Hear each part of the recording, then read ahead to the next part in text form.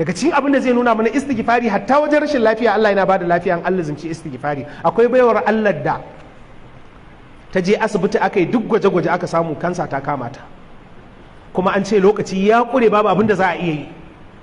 Hankalinta ya tashi, ta gabata da kowa ga kuma ƙananan yara, ta ce sai ta kulle kanta, in kaga ta fito lalura ce ta fito da ita, kawai istighfari take yi.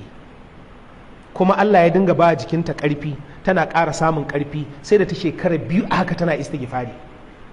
Bayan shekara 2 sai ta ji kamar abin da take ji duk ba ta ji, sai ta koma asibiti, da aka duba sai aka ga wannan kansa gabaki ɗaya Allah ya ƙona ta, babu ita sakamakon istighfari.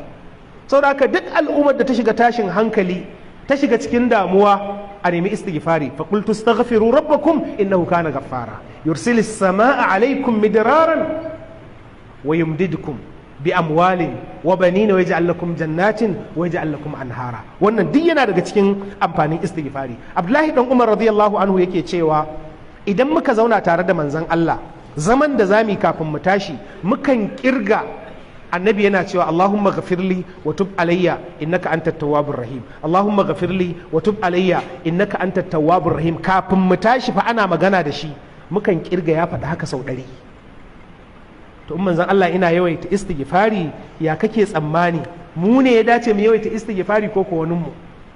Saboda haka duk wanda